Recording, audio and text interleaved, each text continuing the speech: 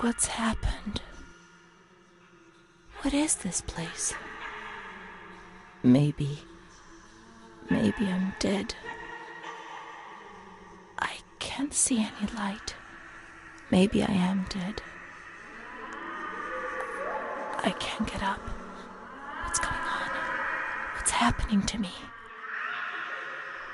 There's no one here, but these noises. God, my head is killing me. I can't keep my eyes open.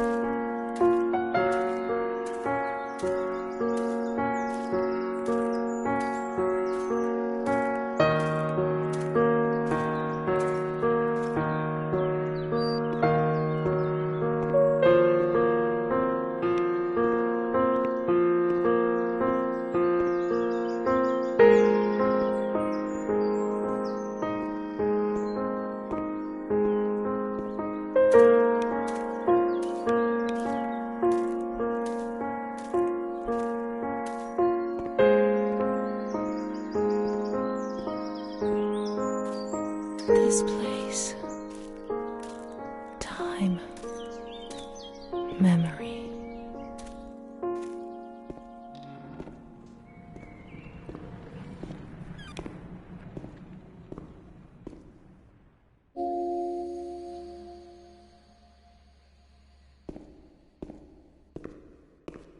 The only thing I remember clearly is Charlotte, my doll.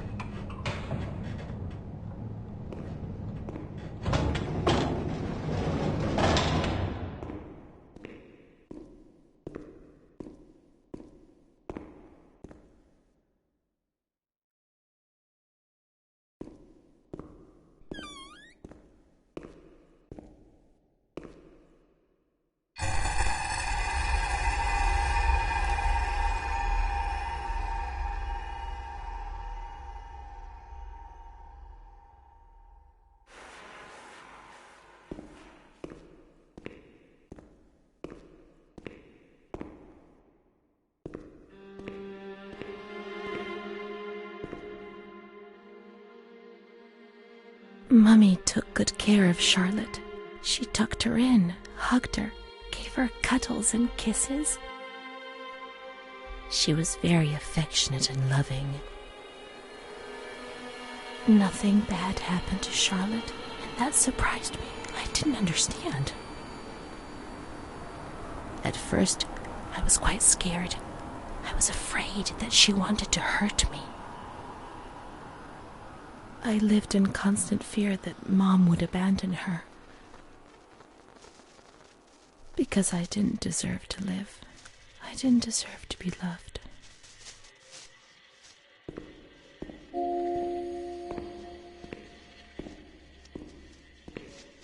It's cold and it's dark. Look, she's cold. She'll get ill. We can take care of her. Nobody can stop us. Charlotte is a good girl. Charlotte will be comfy here. But it's cold. No, it's cold. Don't shiver, Charlotte. The cold will go away. It'll go away.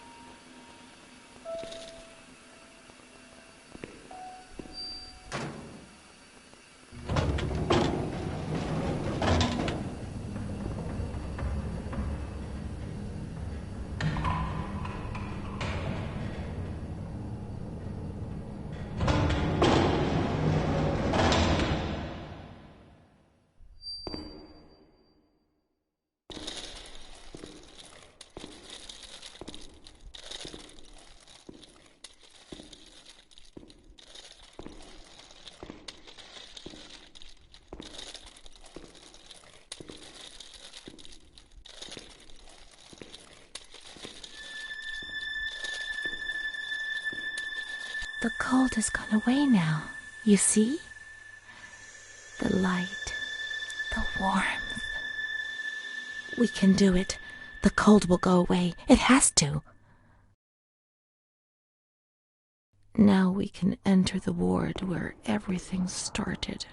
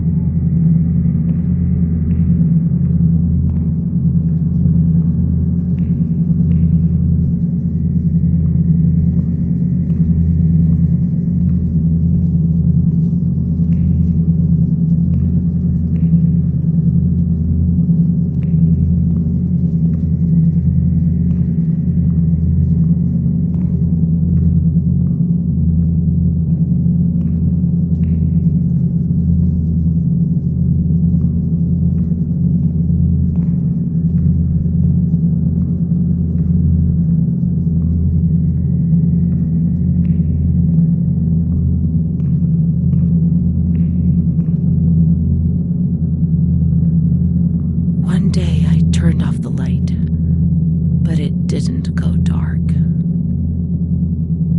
It was a limitless immensity, a blinding, merciless light. I was 16 years old, and I was afraid, always afraid, a fear that wore me down. I needed help, but I couldn't speak. I was terrified of everything, even thinking.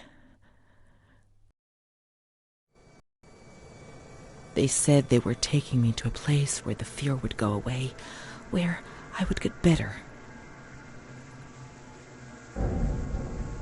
I stopped living in there. They dragged me away and stripped off all my clothes, everything. I tried to explain what was going on in my head. They tied me to the bed for days. I was alone with my nightmares. It wasn't fear anymore. It was madness. And when you're mad, you cease to exist.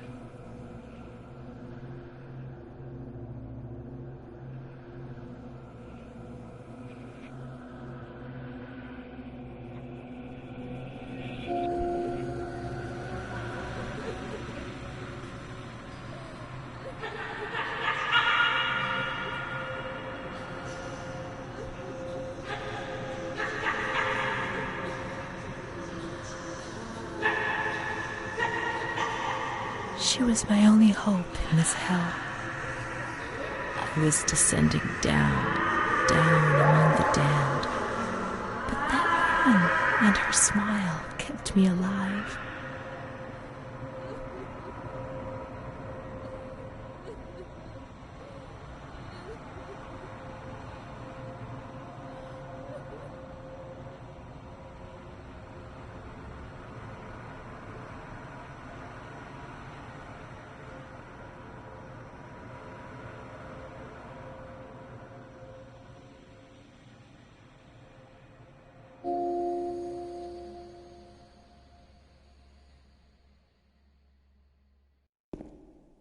The door is locked from the outside.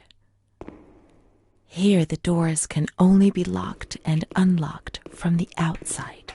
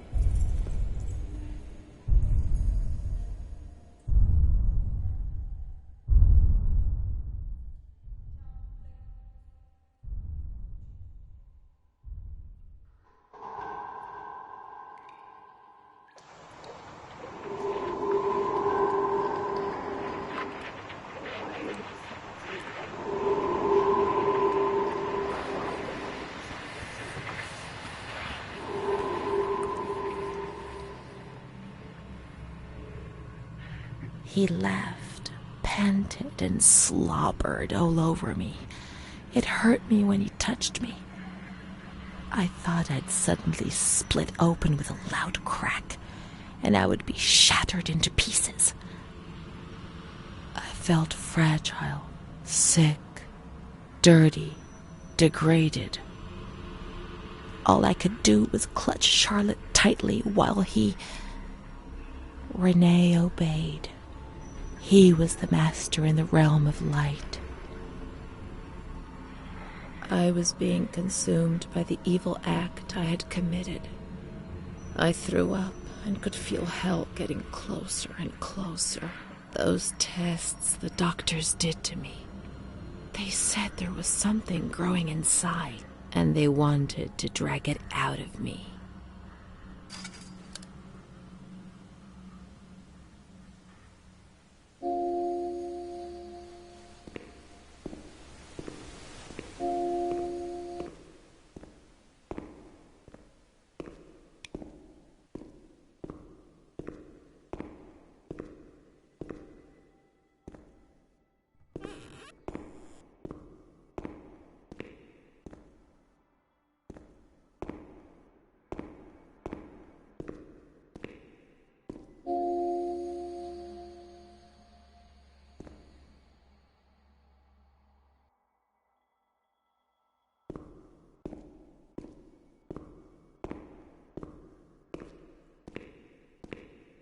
She stayed with René during those terrible medical examinations, and that gave her the strength to survive.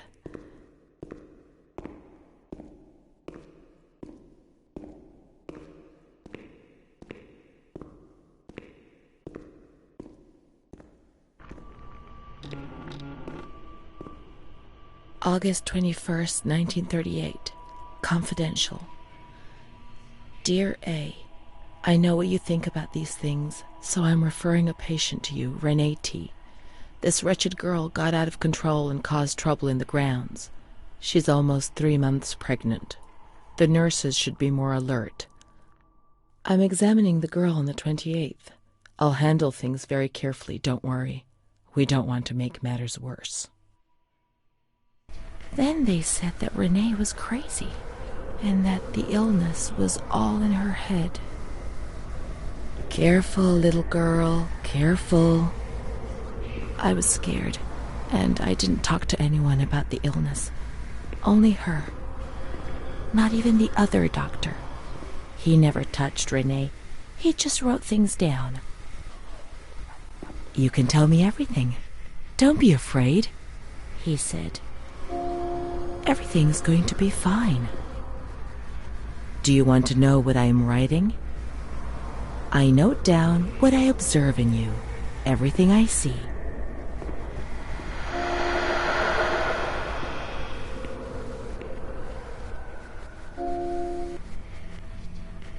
March 12th, 1938. René T., 16 years old. Menstruation at age 12. Housewife. Father unknown. Mother a seamstress. Admitted in observation yesterday morning from Pontedera, accompanied by a police officer authorized by the examining magistrate of the Court of Pisa to be admitted for a psychiatric evaluation, which I have carried out. Medical certificate. Mental illness preceded by warning signs. Has suffered from depression for a year, believing she had tuberculosis. Food deprivation. We can't read this document. It is forbidden. We mustn't. If they find out, there will be trouble.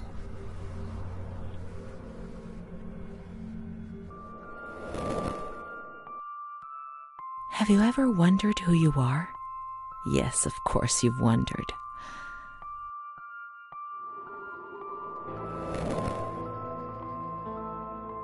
Will you help me to understand, to escape this dazzling light inside me that stops me from seeing?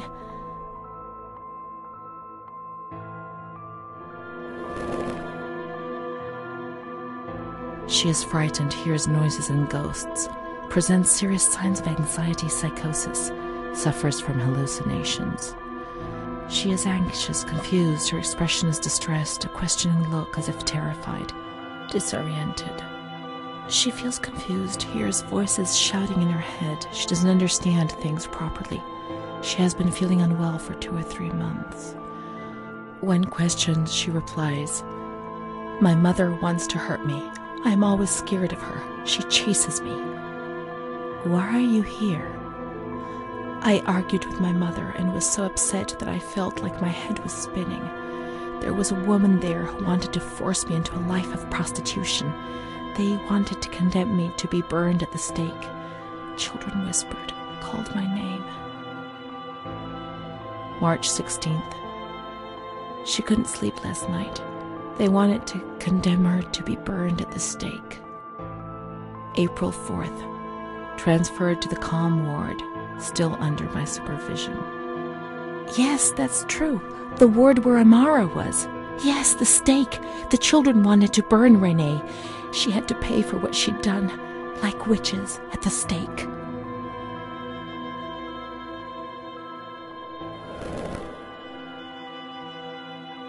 April 21st. She's more awake this morning and is responding to questions, complains of headaches. She became agitated when she found out her mother was there. She says that one day, many years earlier, she was with a friend of hers and met a man who made her get into a car and took her for a ride. He made her smoke cigarettes and drink liquor, and the man showed her certain things. He tried to hurt her and made her go crazy. She says he promised to marry her and made her swear to keep what had happened a secret. These facts were essentially confirmed by her mother. After that, she became arrogant, impatient, and hostile towards her family, especially her mother. She started taking off her clothes in public. Her moods would swing from laughter to tears. She rants. She pleasures herself. I can't remember these things, only the guilt, the stake. I know I deserved to pay for that guilt. I knew it even then.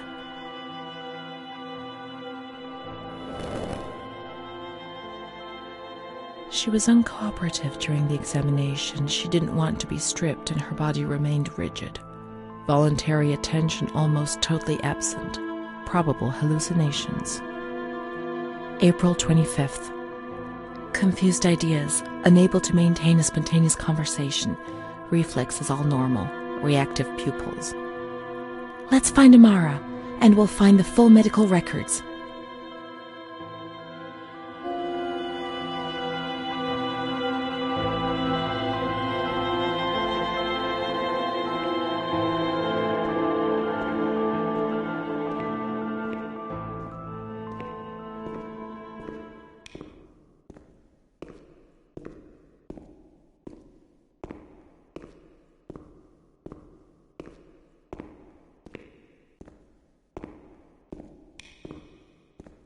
This is the road we used to take. If it weren't for her, in the grounds on that bench in spring, so many days. It was an escape, watching nature around us as she talked and smiled. And then there were the kitchens. Sometimes we stole food and ran back to the bench to eat it in secret, and we laughed.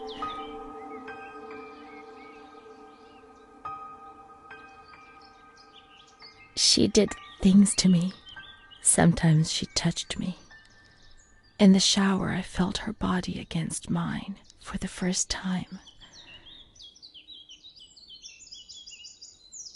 It was a shiver that warmed my soul. Eyes closed, the light slipped away.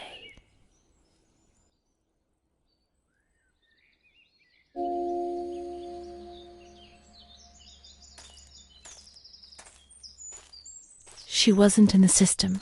He wouldn't let her in. That's it. She must be the key to my memories, to the reasons why. Nature helped me to forget, to escape from the system.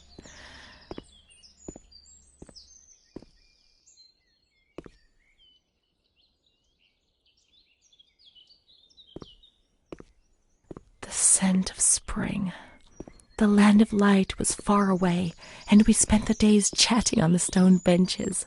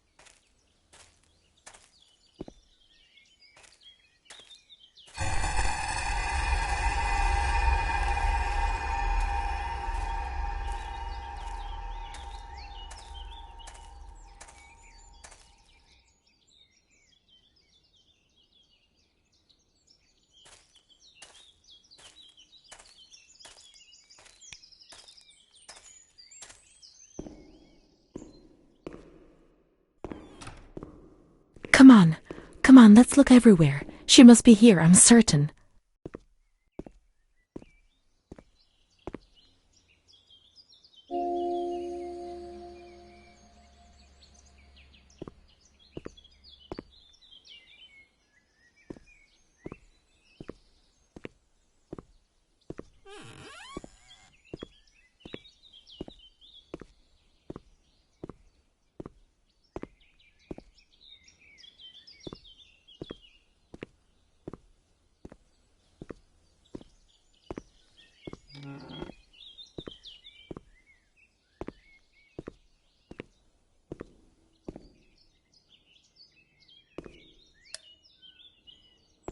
We can't go down there. There's too much water.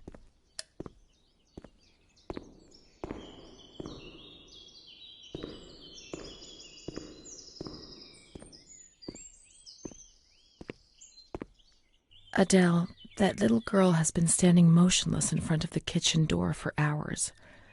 Poor thing, I gave her some candy. She ate it without a word and remained motionless. I don't think she's very well. We used to see her now and again, but now she's always there. I'm going. The doctor's not here. He's coming this afternoon. Try and speak to him.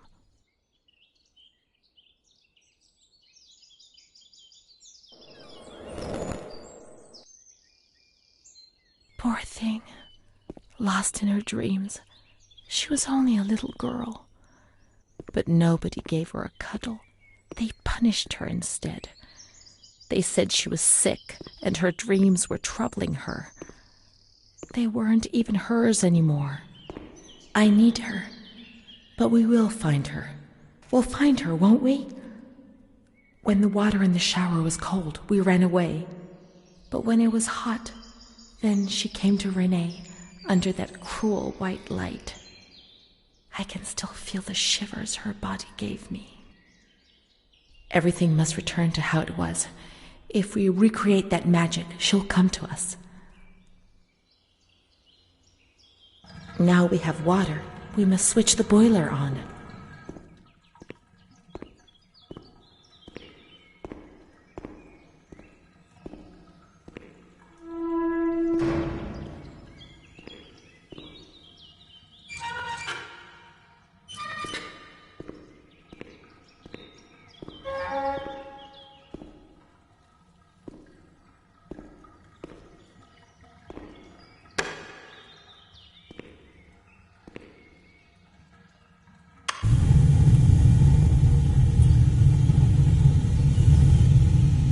Now everything is ready. We can go to the bathrooms. We can go along that narrow corridor in the kitchens. We'll meet her in the showers, yes.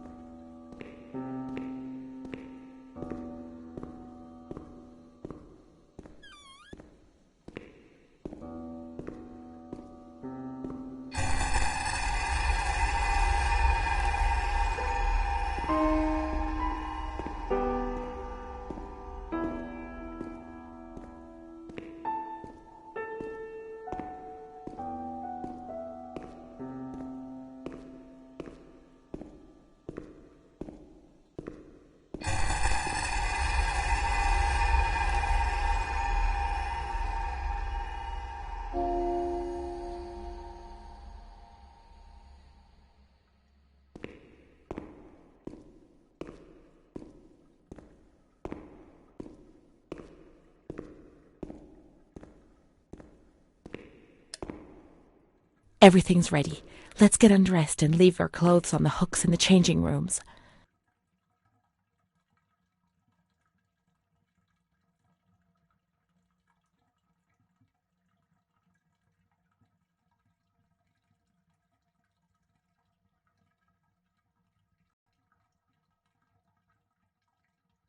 Let's turn the water on now, and everything will be as before.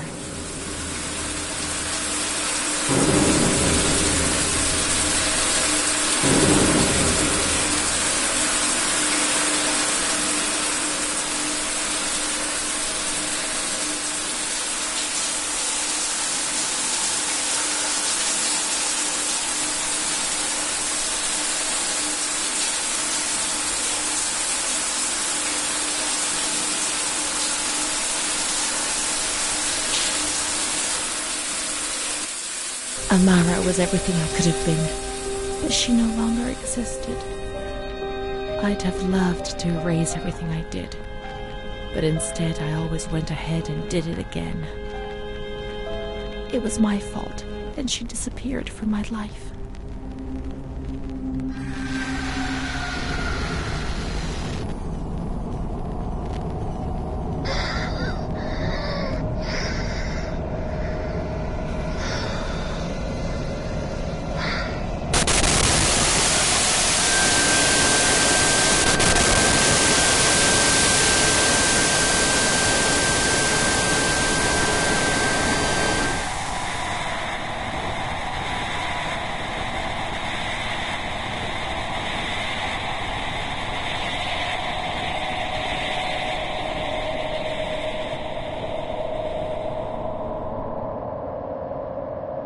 They gave you injections there, which made your body and soul tremble violently. A whirlwind of anguish and unbearable pain. I lived in terror of the next time. They had taken me upstairs to that ward where no one wanted to go.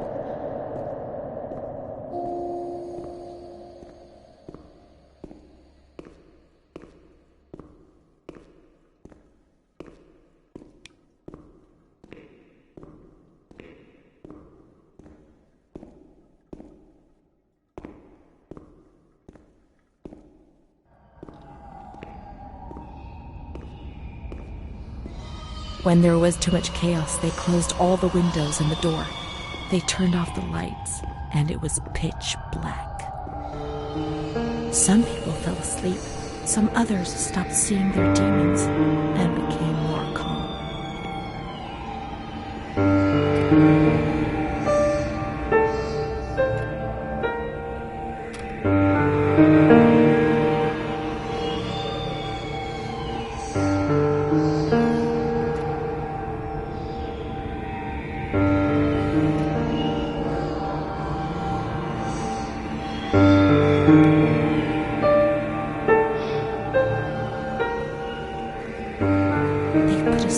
Jacket on you.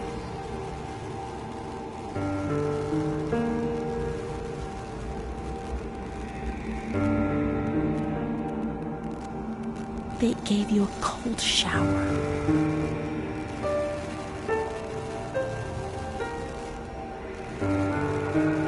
They suffocated you with a sheet.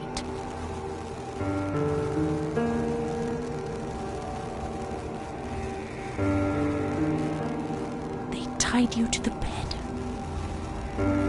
They tied me to the bed.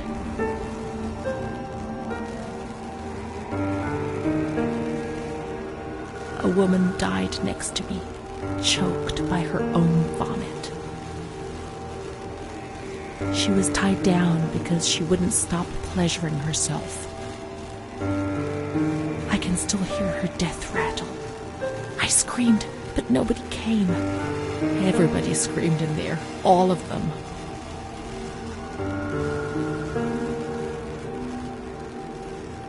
It was then I saw the doll, which wasn't Charlotte. No, she wasn't Charlotte.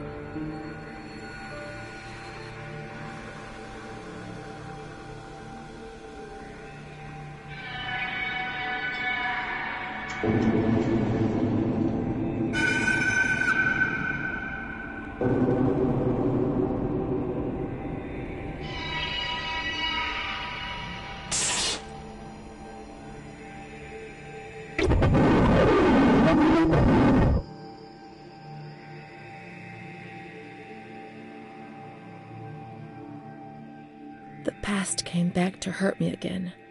In the loneliness of that crowded ward, he brought it with him. I thought I would never see him again. He'd come to remind me who I was. That's what my mother used to do.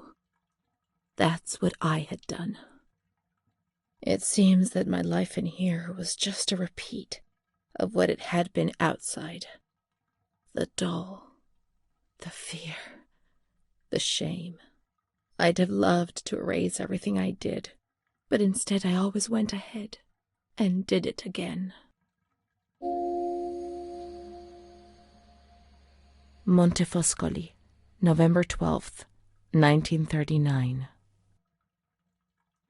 My dear daughter, it is with great sadness that I heard what happened. Your transfer and your sufferings are a cause of great worry for me. It will take time, but you'll see, things will improve. They'll treat you and you'll get better again. I pray a lot, every day. Write to me often and tell me if you need anything. I promise I'll do what I can. Try to be strong. Mom.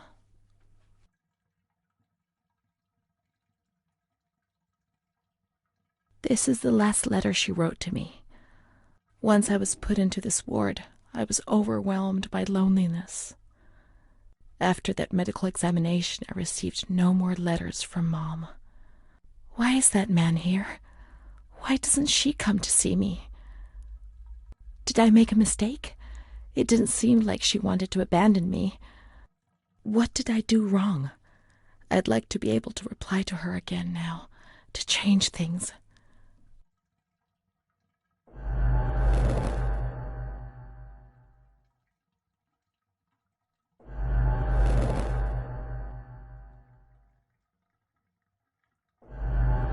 Perhaps she would have listened to me. Will she reply?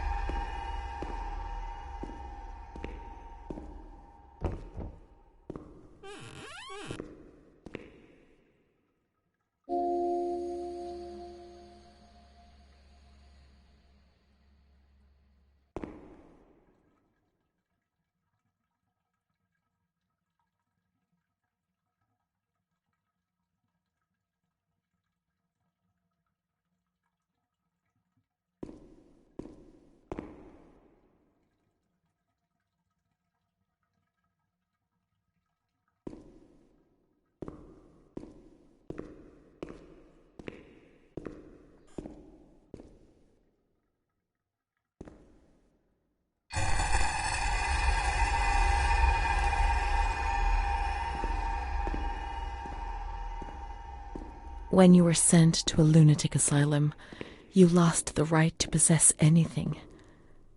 Everything you arrived with was packed up and stored here, even the clothes you were wearing, in case you were released one day, but far too many never left.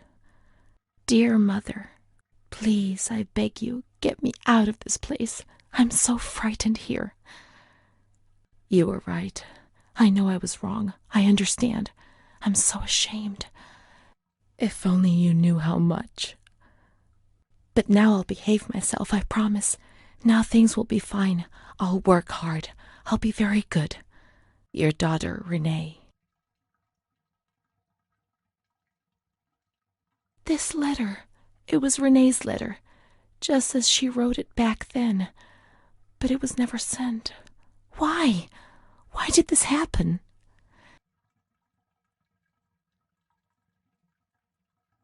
I received your letter, Mom. You tell me to be patient and strong, while I only feel fear and pain. And you don't write to me anymore. If only these words could be my soul, I'd tell you what was happening to me. The kids want to kill me. They all look the other way and tell me what to do. I don't understand. She helps me, but what have they done to her? Can you tell me? Will you help me? Renee.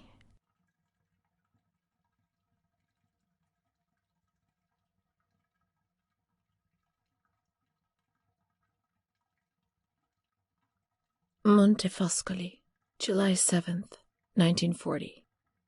My dear daughter, I have received no news from you. You have not contacted me in months. I'm sorry, but I don't have the money to come and visit you. Do you remember Mr. Onofrio? He'll soon be in Volterra for business. I've asked him if he would be kind enough to ask the director for some news about you. I hope he'll bring me some good news when he returns. But please write to me. I know that I was strict with you. You have to forgive me. I didn't think. I've given Mr. Onofrio a new doll for you. You told me that you lost yours, and I know you loved it so much. It's not as nice as your Charlotte, but I hope that it will comfort you nonetheless. Keep your chin up, darling. Everything will be fine, you'll see. Mom.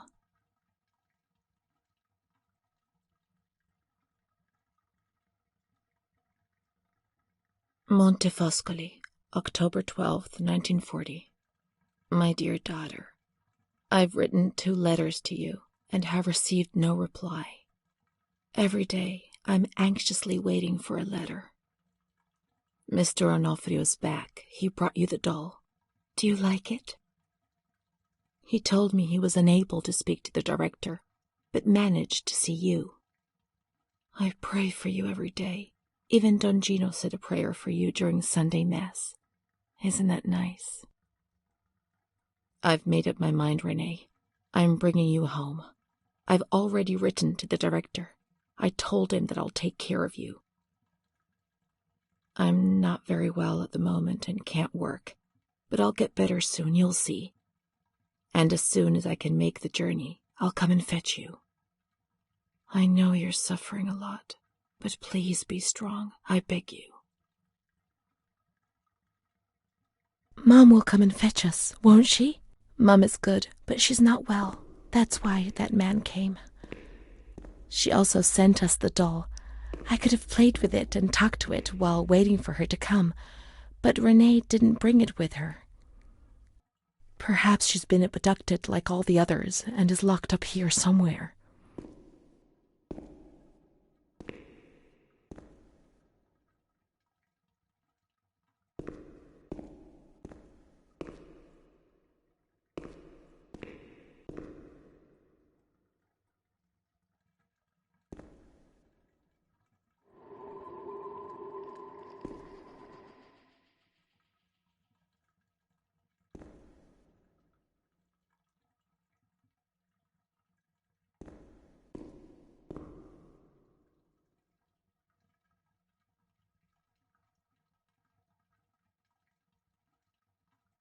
Now we can open the bundle on that table in front of the window.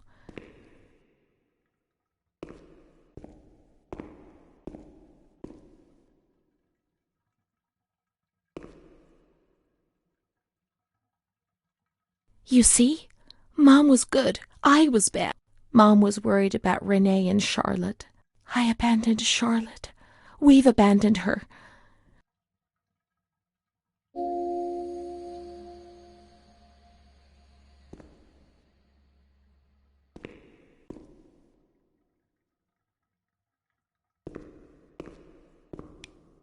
Let's look for Charlotte. We have abandoned her. Will she still be where we abandoned her, under the warm lights?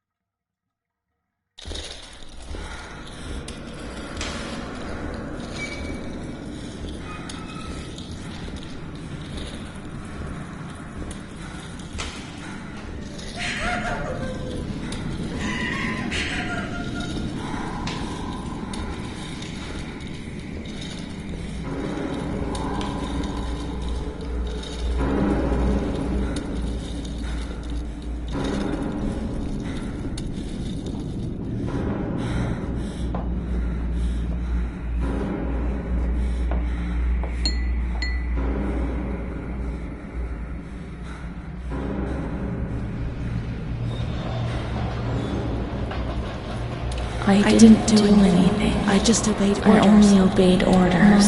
Charlotte's gone away. Mom will come and get us. She loves us, I only even though obeyed we're orders. Leave us alone. I didn't do anything. I only obeyed orders. Mom will come and get us now. I didn't do anything.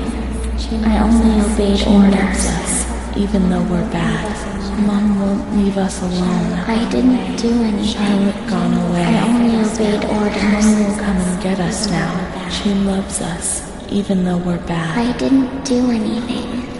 I only obeyed orders.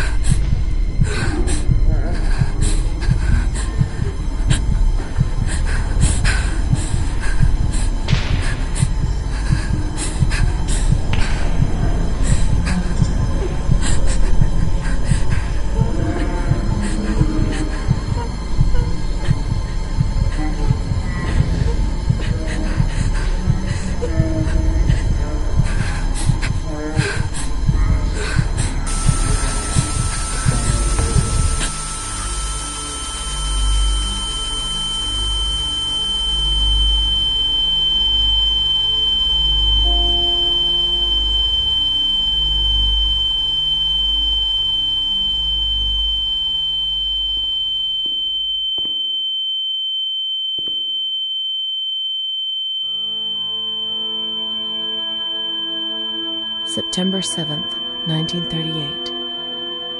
The patient frequently indulges in recriminations expressed in an explosive tone of voice.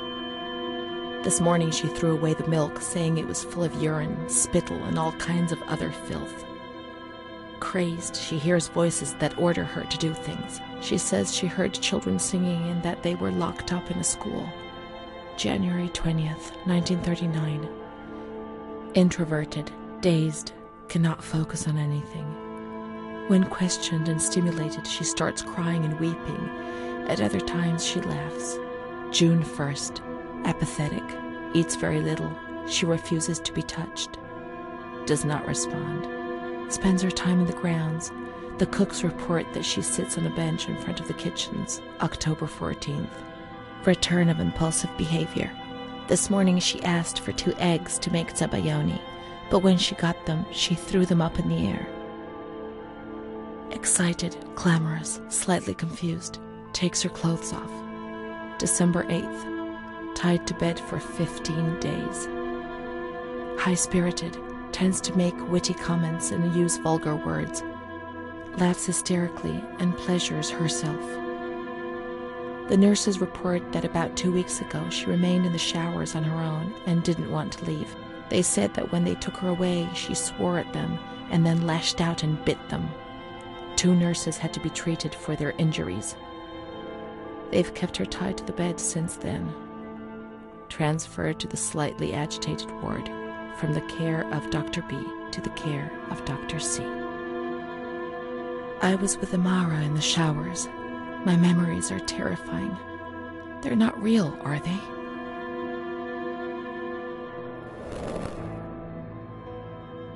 December 15th. Dr. C. Patient notes. The abnormality of her psychic state has induced her to lead a life which is irregular and tends towards delinquency. Of fickle and flighty character, she regularly discards her household duties and engages in occasional prostitution. Delinquency? Maybe I answered someone back rudely, yes, and people get on my nerves at times, but delinquency and prostitution, no, why? Why say a thing like that? The old doctor tried to understand, but this one just labels you without thinking, or even trying to comprehend. Her mental deficiency makes her deaf to the reprimands of her family. She has shown suicidal tendencies. She was brought to the ward yesterday, agitated and hysterical. Treated with cardiazol, 2 injections a week for 5 weeks. The therapies removed the light for a while, but also all her will, desire, and hope.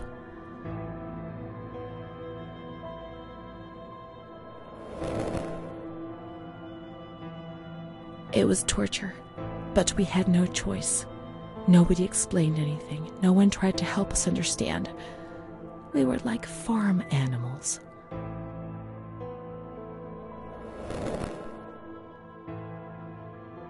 June 2nd.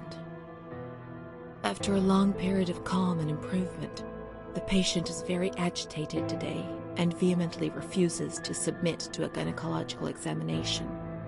She swears and curses those helping her, flailing her arms and hitting them. According to reports by Dr. B, the patient has been subjected to periodic checkups since she had a spontaneous abortion about 2 years ago in her 3rd month of pregnancy.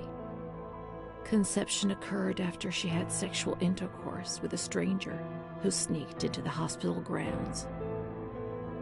Details are contained in the charges filed at police headquarters in Volterra, a copy of which is attached to these clinical notes. ES therapy. A spontaneous abortion? It's not true. I can't believe it. How could I have invented things if I didn't even know what they were doing to me?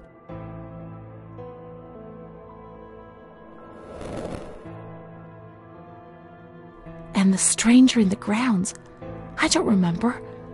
Was that another lie? Or was another memory removed? God, my head.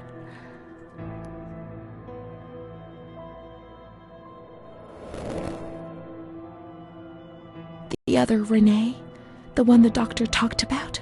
The evil one who made you feel ill? The prostitute? The delinquent? The manic one? And what was she called?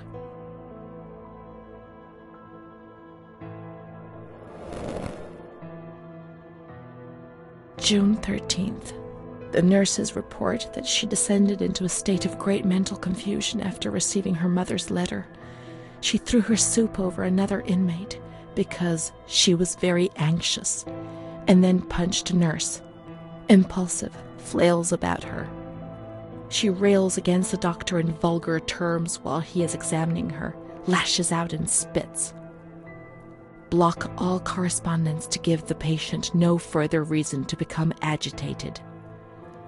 August 20th, tied to bed. The nurses report that the patient is extremely agitated after the visit of a relative or family friend. 2 days later, she is still shouting all the time that he commands her, that she must obey and harm herself, and that she is not Charlotte.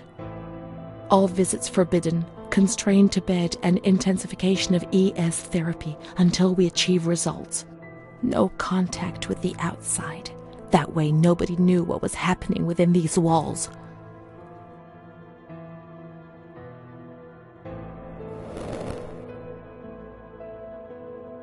Calm down. You must be calm. Don't get agitated. We'll make you calm down. Is that the only thing that matters? Is tranquility worth the price of not living?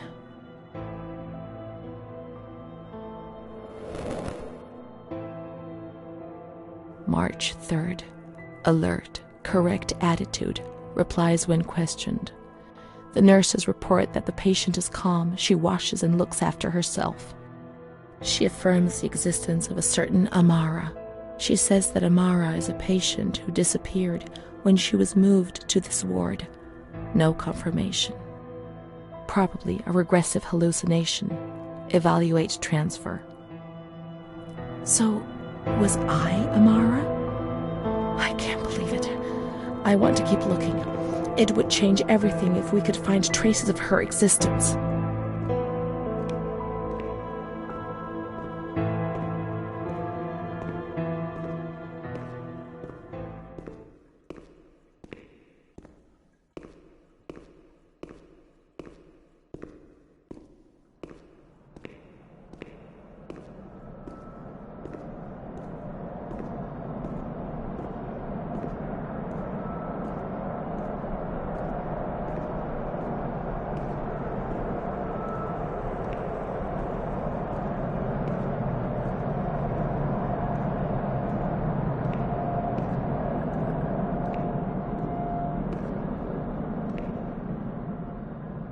Amara B., aged 32, housewife, mother of 2 daughters, married to Mario B.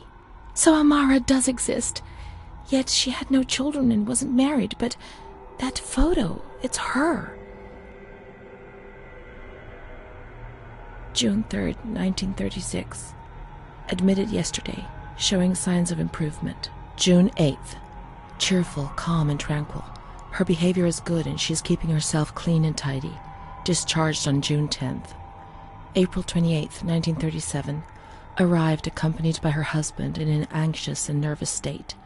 Has difficulty speaking, trembles. Discharged May 14th. March 8th, 1938. A few days before Renee was admitted, she told me that she too had been admitted only a short time previously. Arrived yesterday in a febrile state. Discharged March 14th. She didn't leave. Certainly not after a few days. No. June 22nd, 1939. Readmitted once more. The patient shows rapid improvement. Discharged July 2nd. August 1st, 1941. The latest of many admissions due to agitation. Discharged August 27th. She came and went, stayed only for short periods, but I remember she was always with me. Oh, what's going on? March 4th, 1942. Back again, the same situation. March 8th. Compared to previous admissions, the patient seems depressed even after a few days, although her demeanor is calm and she is attentive. Discharged March 25th. April 2nd. The patient is distracted and apathetic. Her husband brought her here and said, "She's not eating, doctor. She spends all her time sleeping. I'm so worried, doctor. You know her. You can help her." April 6th. Tuberculosis. patient transferred to the Maragliano Pavilion and is in isolation. May 3rd, 1942. Death from tuberculosis at approximately 8:30 a.m. Is Amara dead?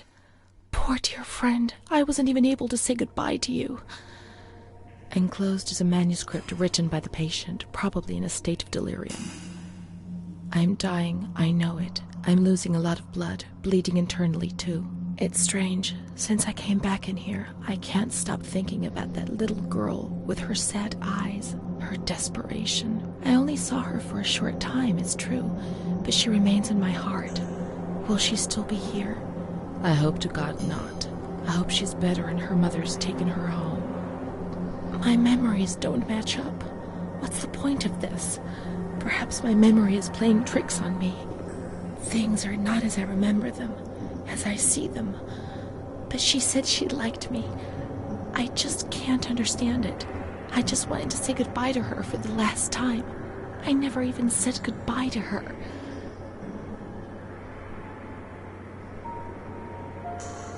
How could a soul survive in this hell?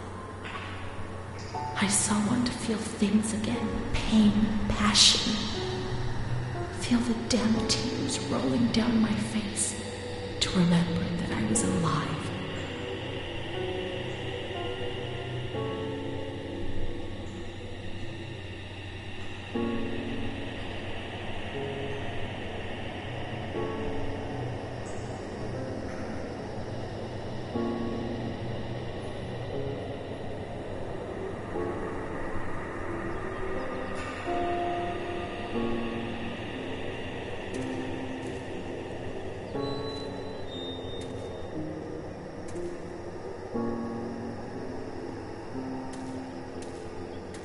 I can't be sure it's Amara's. These crosses are nameless. How will we ever know who is buried here?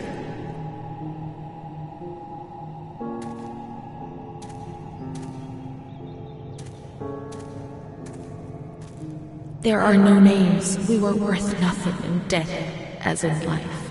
If there was someone out there who cared for you, well, perhaps. I had Mom. Let's go and wait for her. She'll come and get us. She promised.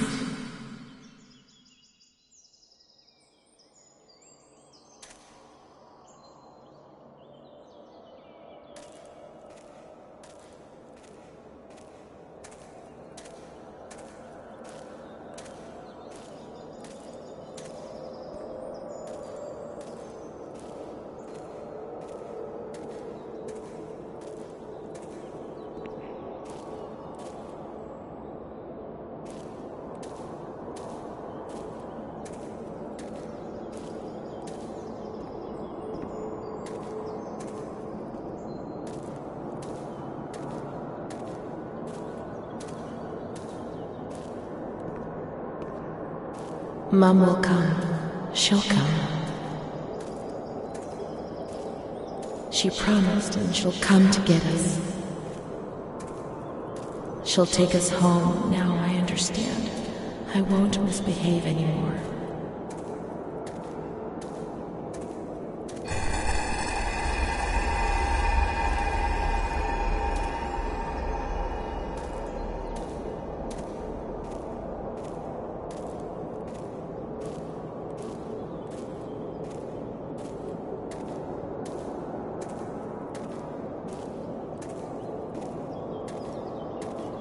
I won't misbehave again, Mom. Please don't leave me here.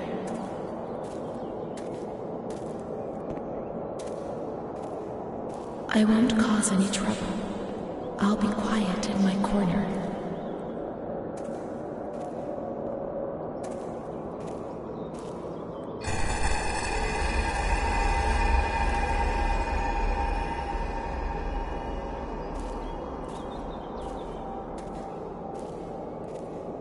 How I miss that dark corner where I used to spend whole days.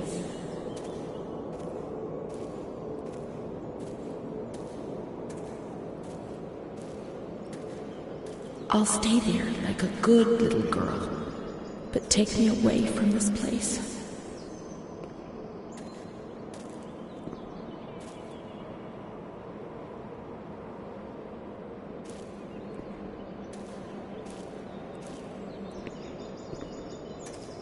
I must always concentrate on nothingness.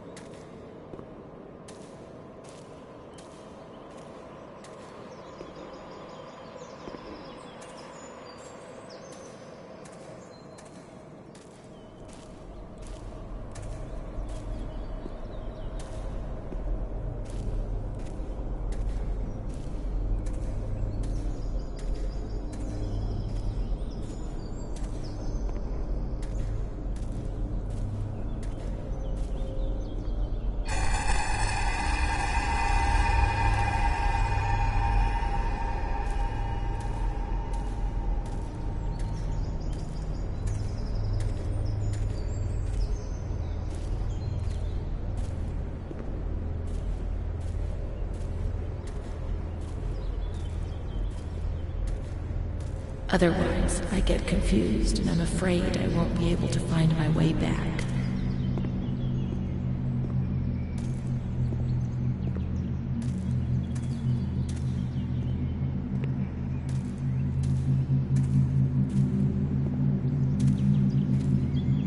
Any thoughts upset me so violently, and I can't handle them.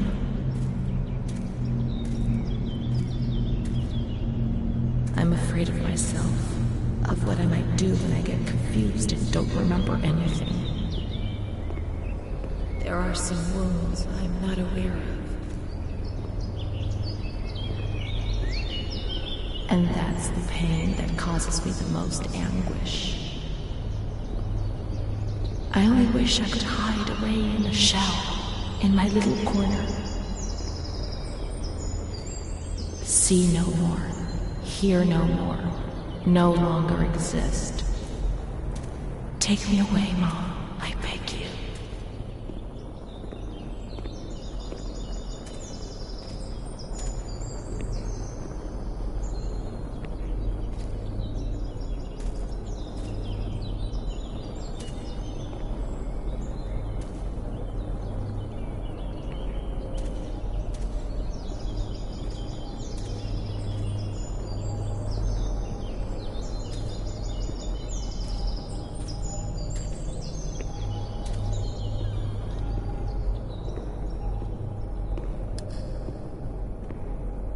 Miss, please send the following telegram to Adati.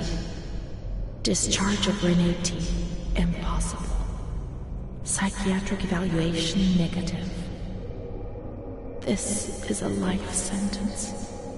I can't spend my whole life in here. I can't. It's a death sentence.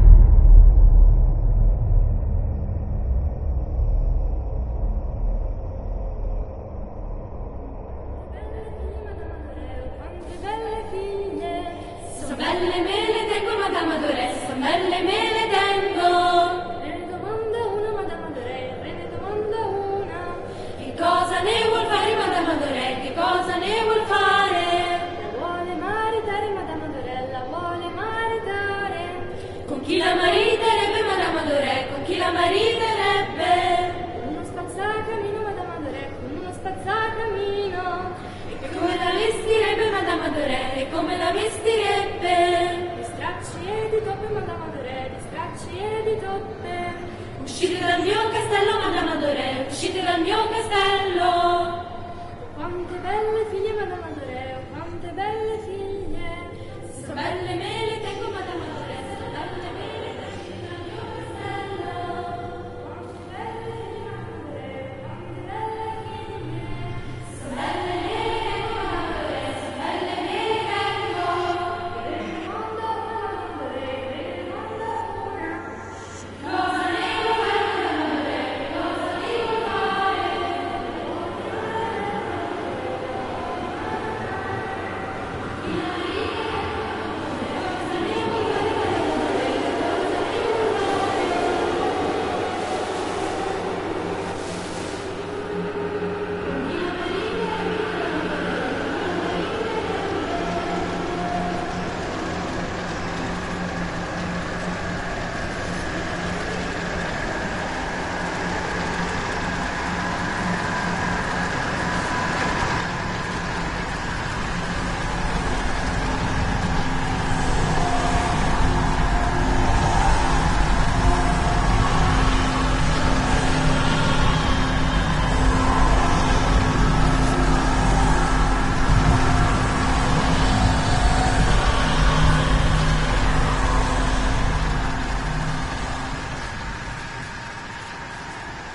We learn so many things at school, and so we have to attend.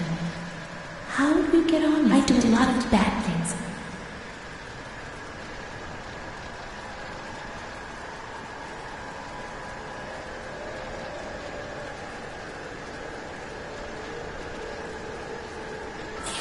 My schoolmates, when the light's there.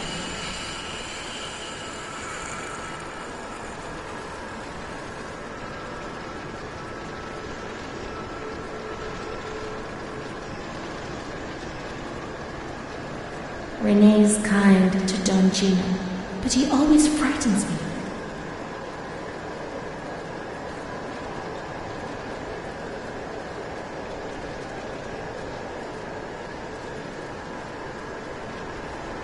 A cat goes into my mouth and eats me from inside. At least you can't see what's happening.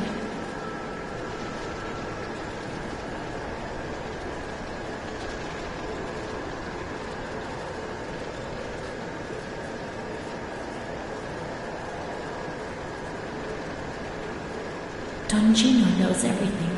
He speaks to God and he tells him lots of things.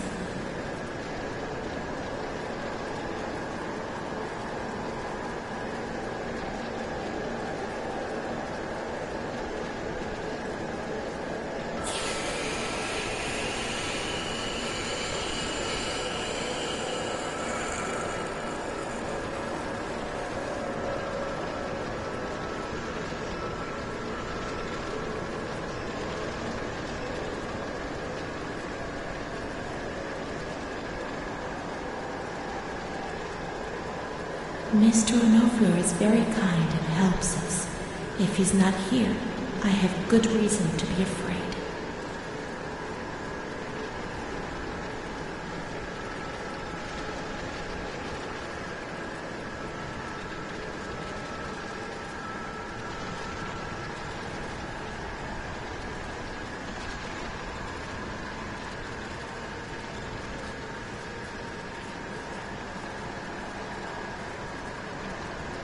I'm not like the others, Mom. Why not?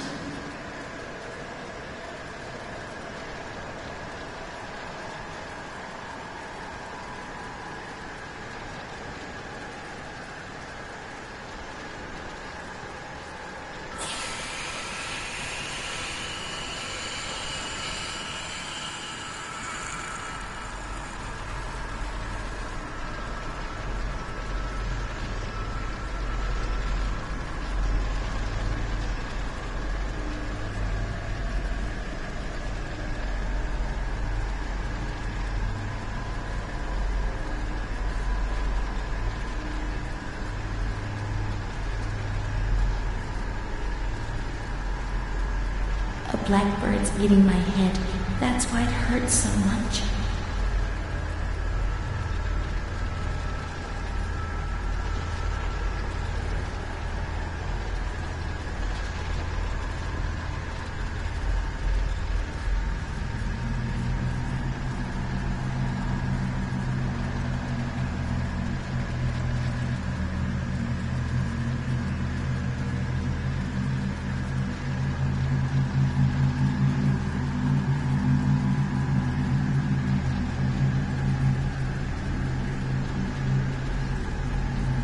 My baby Charlotte is so beautiful, and she's so good.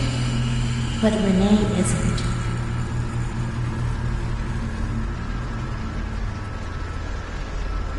When I was little, I never used to sleep.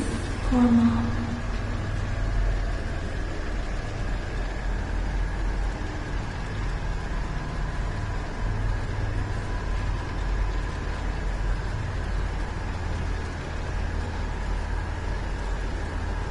When I was small, I never used to eat. Poor Mother.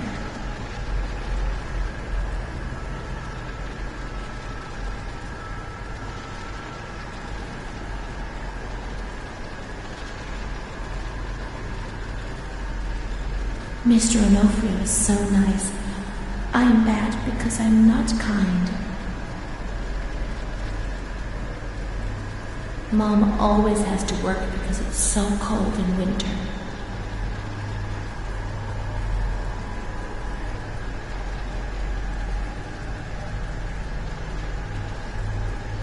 Mr. Onofrio helps Mom. How would we manage if he didn't?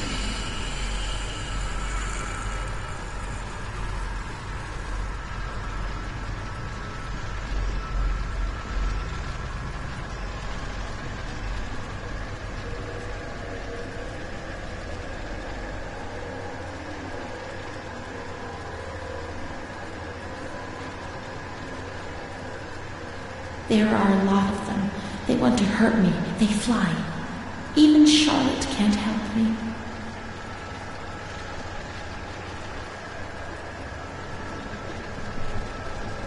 Mom works so hard because I have to eat, or I won't grow.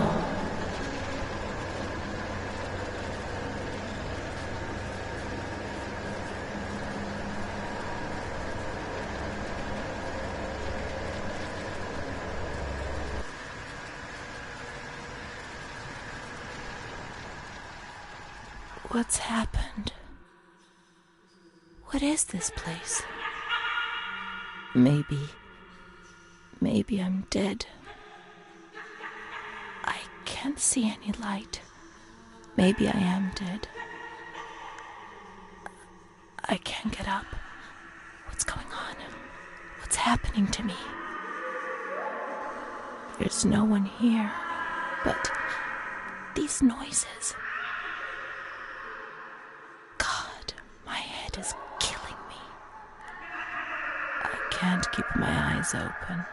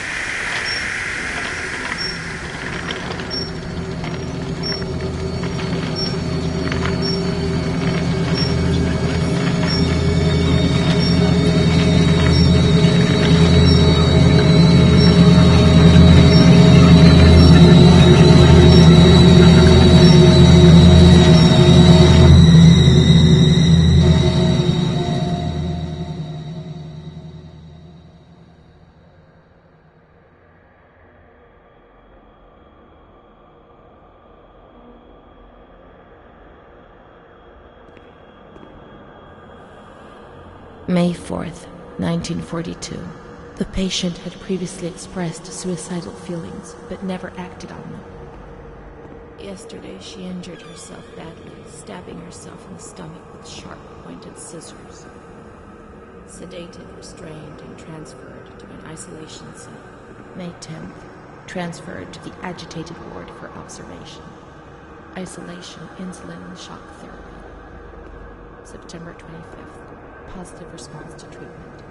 She replies to questions and remembers what happened, but doesn't want to give explanations. She claims to have memory lapses. Entire days of which she remembers nothing. She appears to be anxious and seeks reassurance. She fears she has done monstrous things in the blank periods for which she has no memory.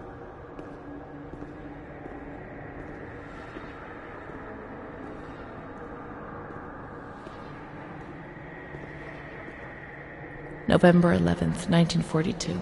The patient speaks very little, refuses food, force-fed with a nasal cannula. February 2nd, 1943. The lack of kerosene for heating and the food shortage is claiming many victims in the institution. War spares nobody, not even these alienated creatures. Despite her young age, this patient is falling ill.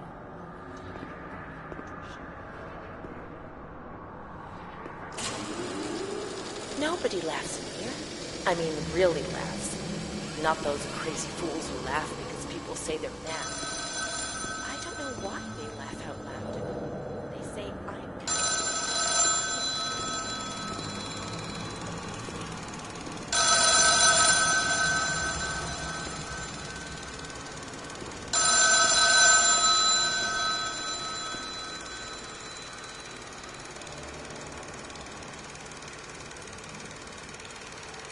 August 28th, 1942.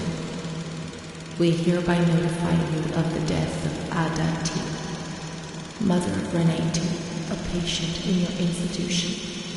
No known relative. Sincerely yours, Onofrio P. I have no one left in the world. Nobody at all. Solitude is very strange. It muffles everything. Slows it down. It's an endless scream that makes no sound. A silent scream. I will never leave this place. There is nobody out there for me. These walls have become my skin. And the wretched desperation within them is my soul without a voice. Here, nobody weeps anymore. I would love to feel life, desperation, anger. I've stopped dreaming, daydreaming, maybe even thinking. I've lived in a reality which has corroded me and has stripped me of everything, even my ability to feel pain.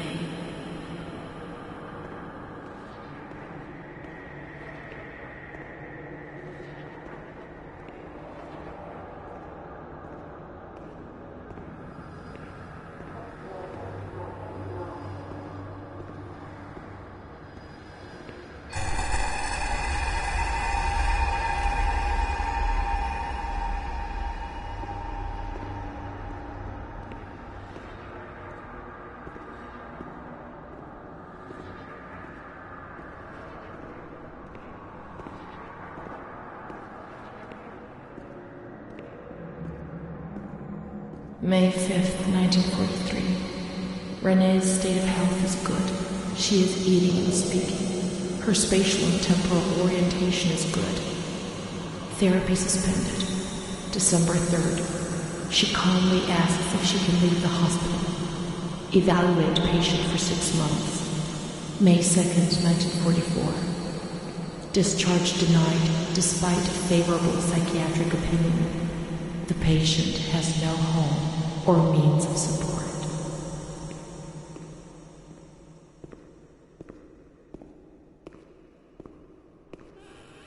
May 4th. The reasons why discharge is impossible are explained, and this is how Renee learns of her mother's death 2 years after the fact.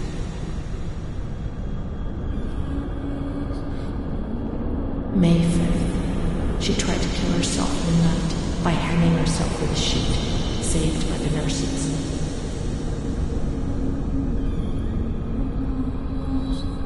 Restrained to her bed, she once more tried to kill herself by suffocation.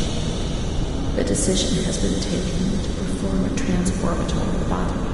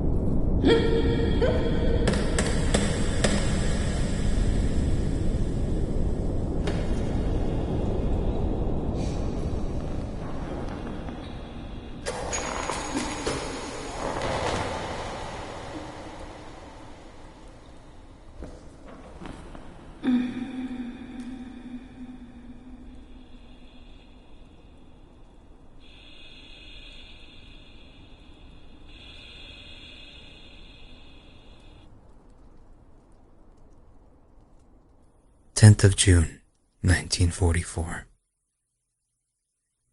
Operation successful. Patient tranquil and collaborative. Motor coordination capacity reduced, but she's improving.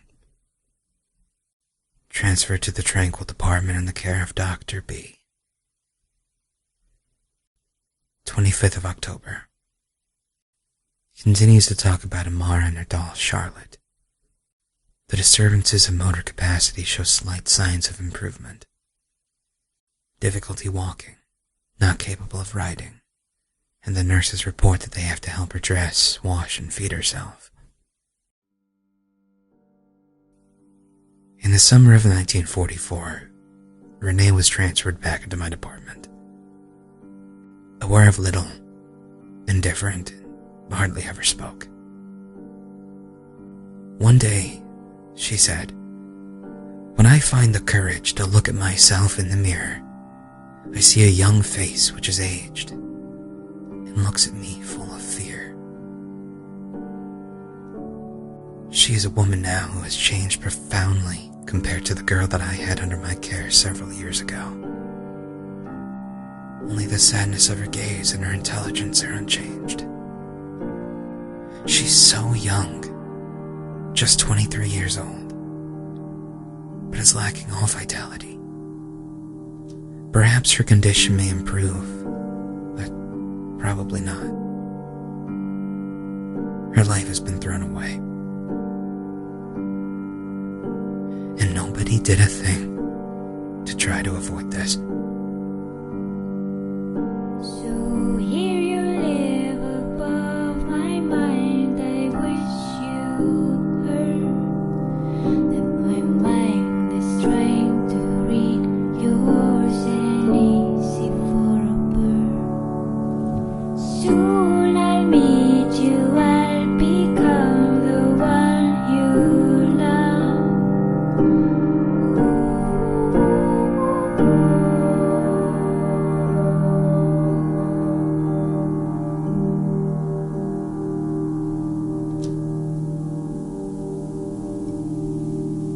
We're growing, so we have claws while looking for ourselves.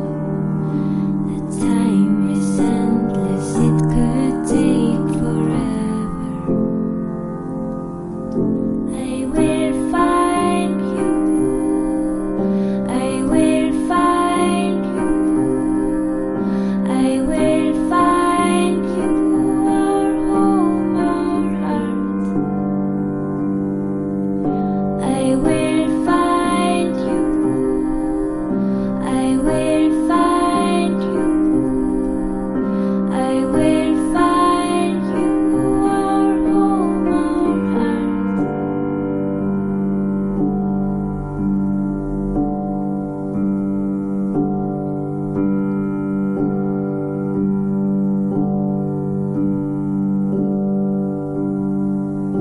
I need a face to wear, a skin so soft to dress. Let me try you on, I'll do it gently. Don't be scared, don't fly away, our home will soon.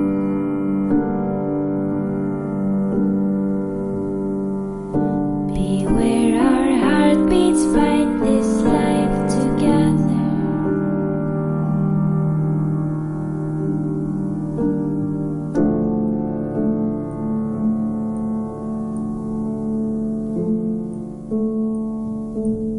Ooh,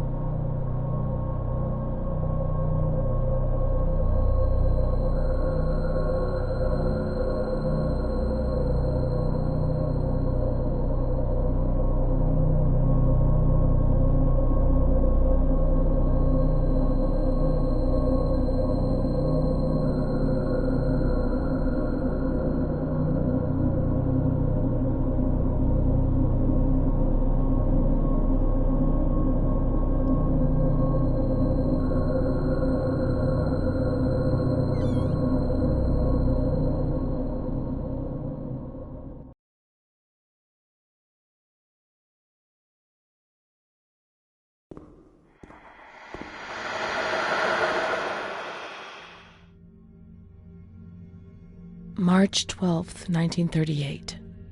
Renee T., 16 years old. We can't read this.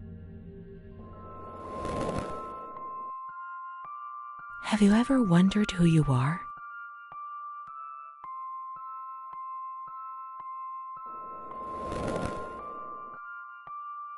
Since she is... Yes.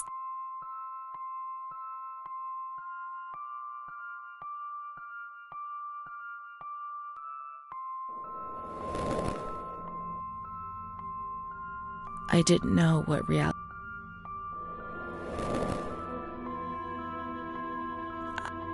April 20... It's not...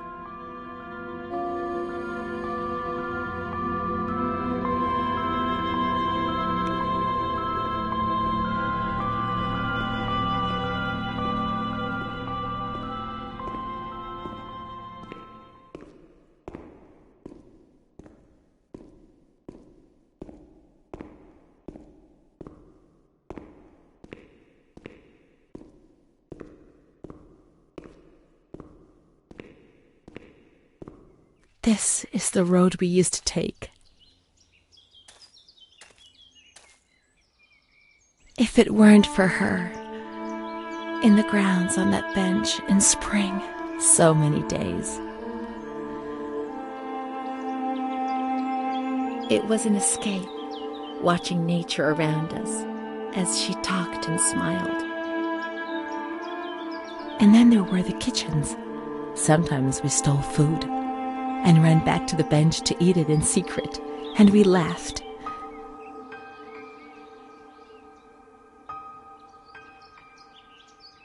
She did things to me. Sometimes she touched me. In the shower, I felt her body against mine for the first time. It was a shiver that warmed my soul. Eyes closed, the light slipped away.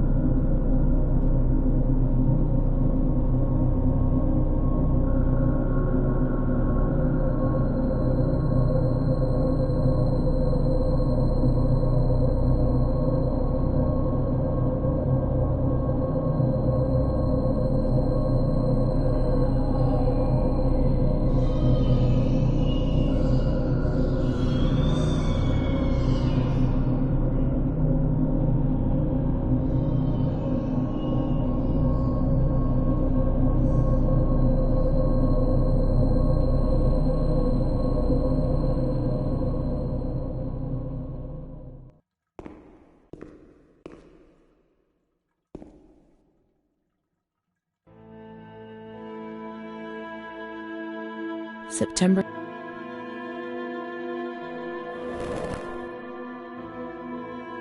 They were only trying to confuse us with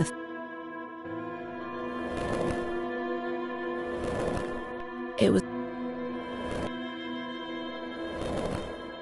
And the stranger in the other ring.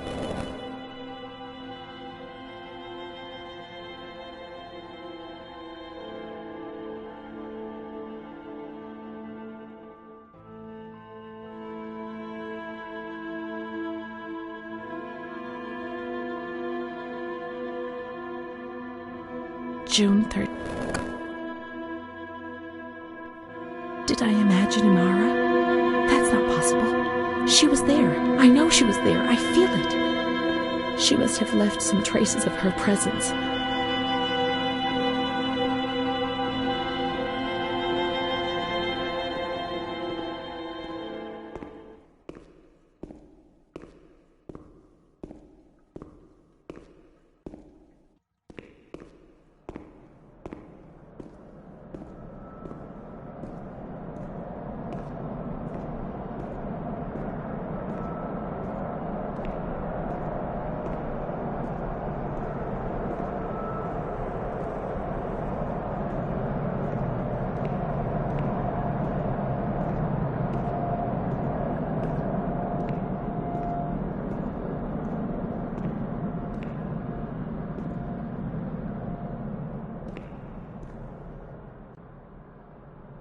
Amara B., aged 32, housewife, mother of 2 daughters, married to Mario B. My memories don't match up. What's the point of this? Perhaps my memory is playing tricks on me. Things are not as I remember them, as I see them. But she said she liked me. I just can't understand it. I just wanted to say goodbye to her for the last time. I never even said goodbye to her.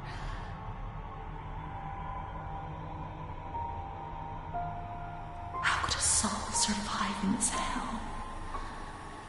I so want to feel things again, pain, passion. Feel the damn tears rolling down my face to remember that I was alive.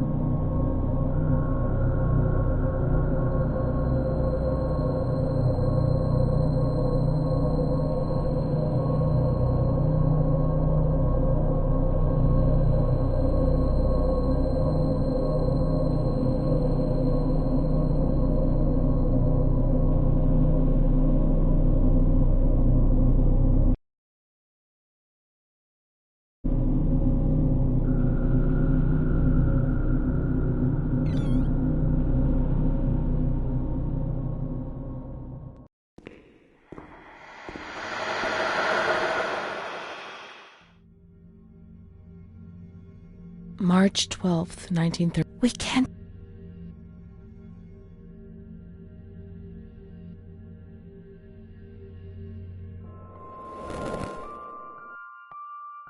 Have you ever wondered?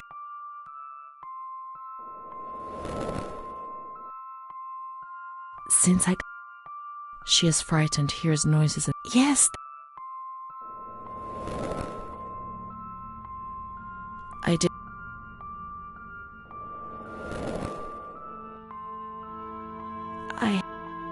April 21st. She's more awake. It's not true!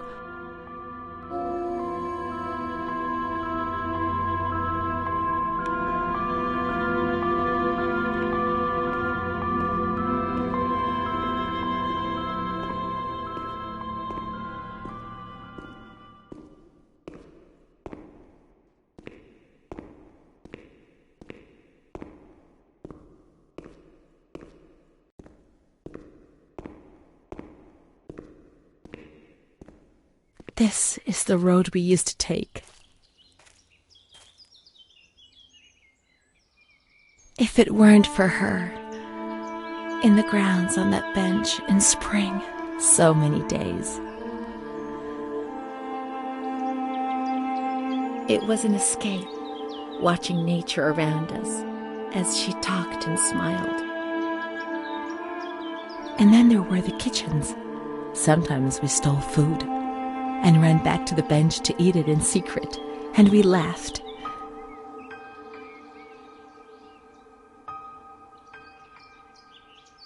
She did things to me. Sometimes she touched me. In the shower, I felt her body against mine for the first time. It was a shiver that warmed my soul. Eyes closed, the light slipped away.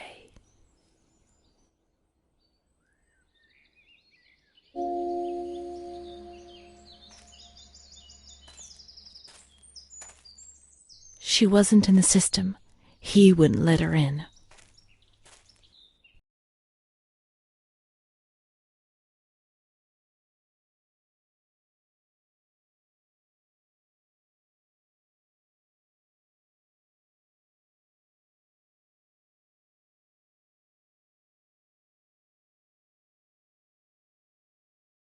That's it. She must be the key to my memories, to the reasons why.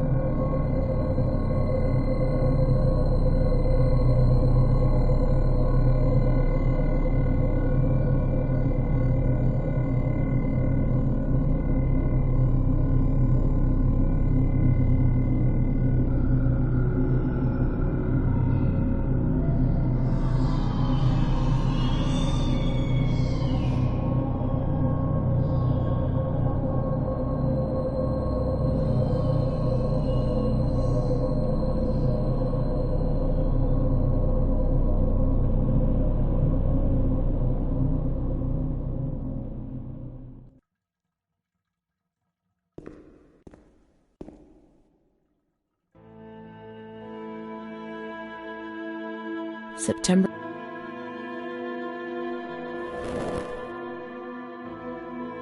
They were only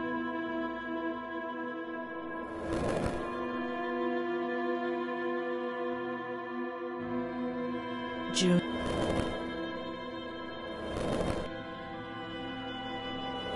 Did I imagine Amara? That's not possible. She was there. I know she was there. I feel it. She must have left some traces of her presence.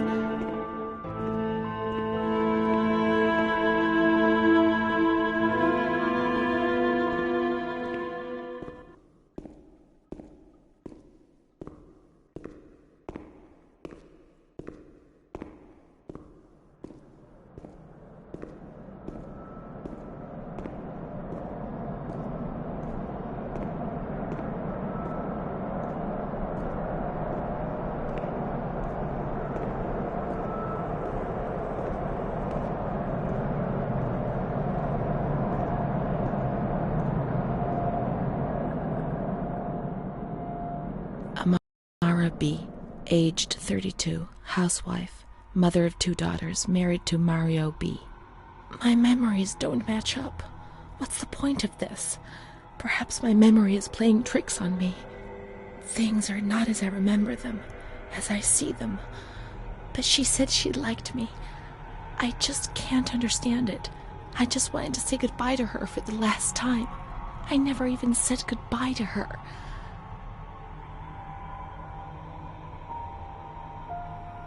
How could a soul survive in this hell? I so want to feel things again, pain, passion. Feel the damp tears rolling down my face to remember that I was alive.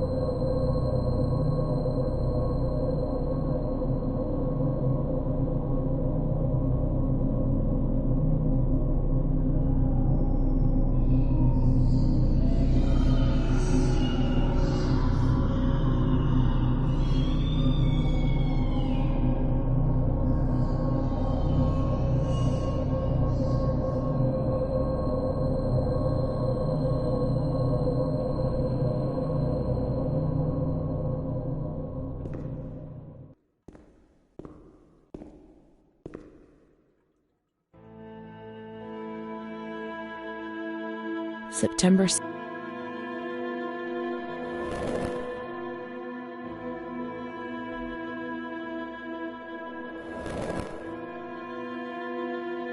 It was torture.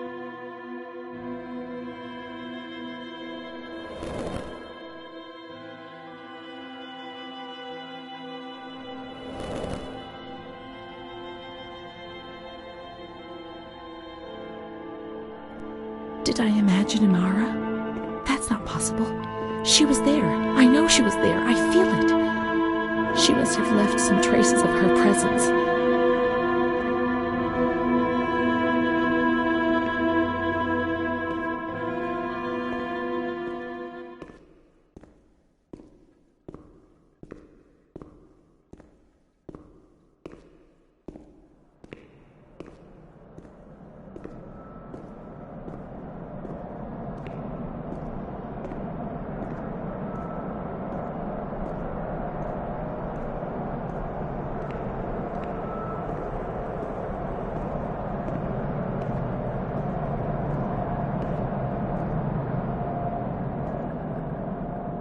Amara B., aged 32, housewife, mother of 2 daughters, married to Mario B.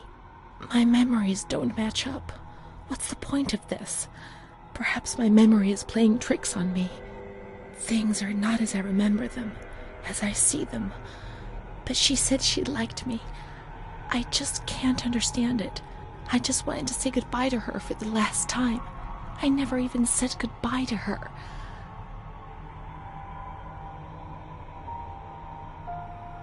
How could a soul survive in this hell? I so want to feel things again, pain, passion. Feel the damp tears rolling down my face to remember that I was alive.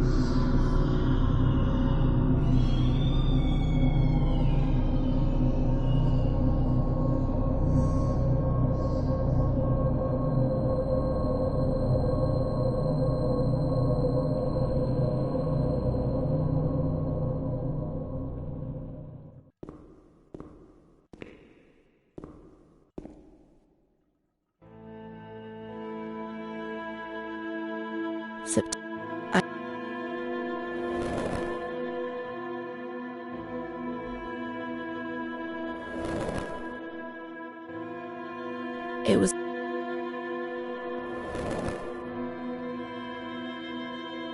That's how the reality is concealed. It has all been planned very carefully.